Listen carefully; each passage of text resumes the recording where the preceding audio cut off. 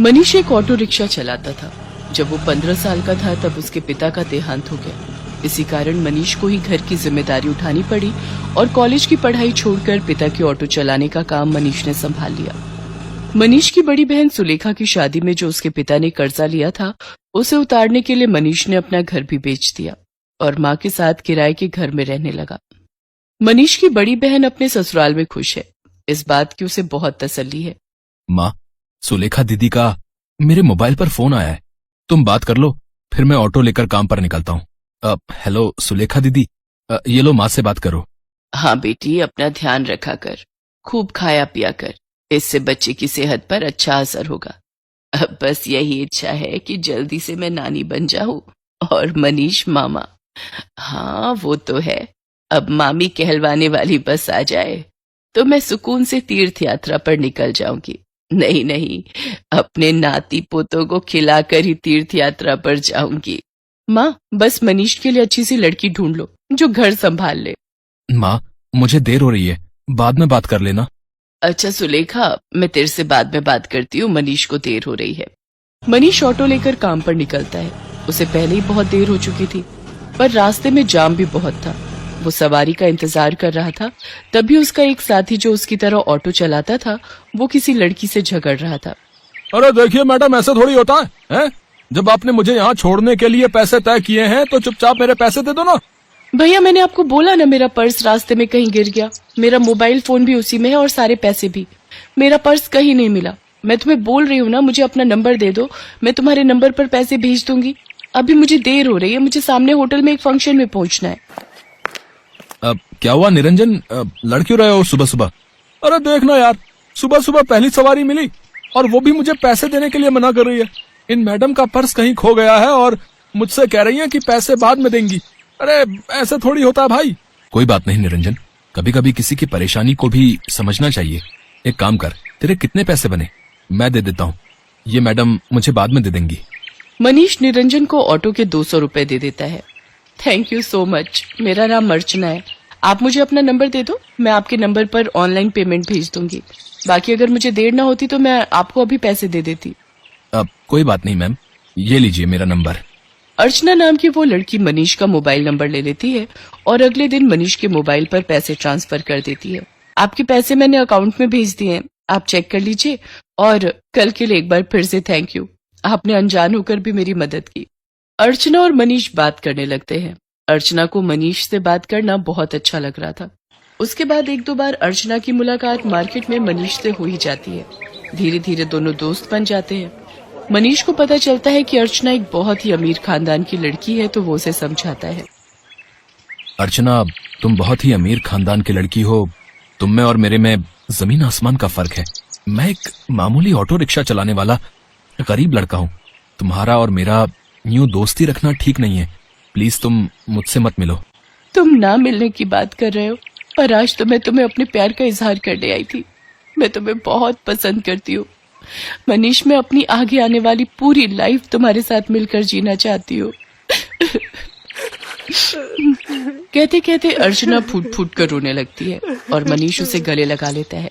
अर्चना अपने mummy papa से इस बारे में बात करती है और जबरदस्ती मनीष से शादी करने के लिए मना लेती है। इधर मनीष भी अपनी माँ और बहन से इस बारे में बात करता है और एक शुभ मुहूर्त में दोनों की शादी हो जाती है। अर्चना का स्वभाव बहुत अच्छा था। उसे इस बात से कोई फर्क नहीं पड़ता था कि उसकी ससुराल गरीब है, न ही उसने कभी इस बात की कोई शिकायत की।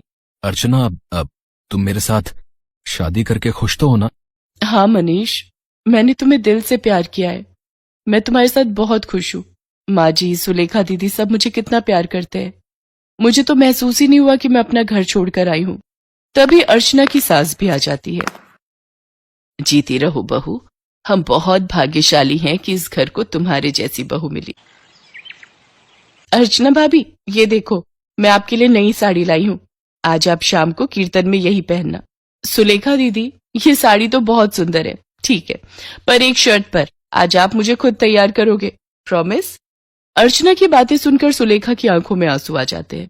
उसने कभी सोचा ही नहीं था कि उसे इतनी प्यारी भाभी से इतना प्यार और सम्मान मिलेगा। सचमुच कुछ ही दिनों में अर्चना ने सबके दिल में एक अलग जगह बना ली। अब तो अर्चना के बिना कोई भी नहीं रहता था। सुलेखा के बेटा पैदा होता है। इधर अर्चना भी गर्भवती हो जाती है। अर्चना के मां बनने के बारे में जब उसके मम्मी पापा को पता चलता है तो वो उसे मिलने के लिए उसके ससुराल आते हैं, पर अर्चना का घर देखकर दोनों ही मुंह बनाने लगते हैं। अर्चना, तुम अपने मम्मी पापा के पास बैठो, रसोई से चाय और नाश्ता मैं ले आती हूँ। क्या बात है अर्चना, तुम इस हालत में भी घर के काम खुद ही करती हो? तुम्हारे घर में कोई नौकर चाकर नहीं है क्या? कैसी बातें करती हो ललिता तुम जानती भी हो तुम्हारी बेटी किस घर में ब्याही है। यहाँ 2 वक्त की रोटी खाने के लिए भी सोचना पड़ता है।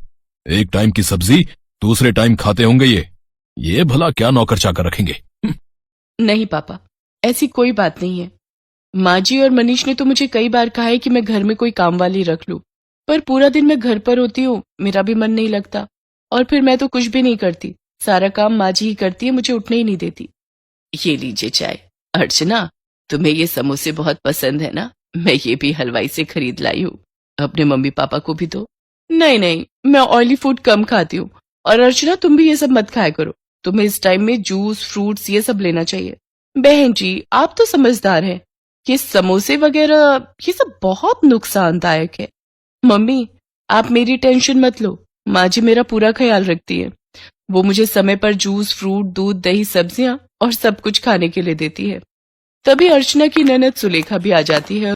अर्चना भाभी, मैंने डॉक्टर से अपॉइंटमेंट ले लिया है, कल सुबह 11 बजे आपको मेरे साथ चलना है, तो आपका चेकअप हो जाएगा और बाकी जो इंजेक्शन वगैरह। सुलेखा, तुम्हारा कौन से हॉस्पिटल में बच्चा हुआ था जिस डॉक्टर के बारे में तुम बात कर रही हो? जी, वो बड़े बाजार में जो हॉस्पिटल है जहाँ डॉक्टर नेहा बैठती हैं, वो सस्ता बेकार सा हॉस्पिटल। अर्चना, तुम उस हॉस्पिटल में चेकअप के लिए जाओगी? तुम्हारा दिमाग तो ठीक है। अर्चना, तुम एक मामूली से हॉस्पिटल में चेकअप के लिए जाओगी?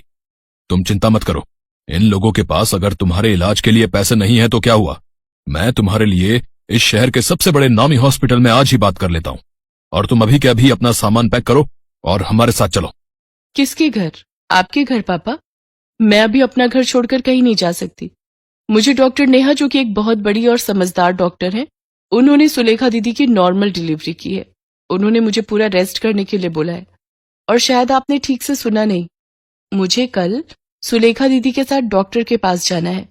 आप थोड़ी देर और बैठेंगे या जा रहे हैं? क्योंकि अभी ना मनीष आने वाले हैं।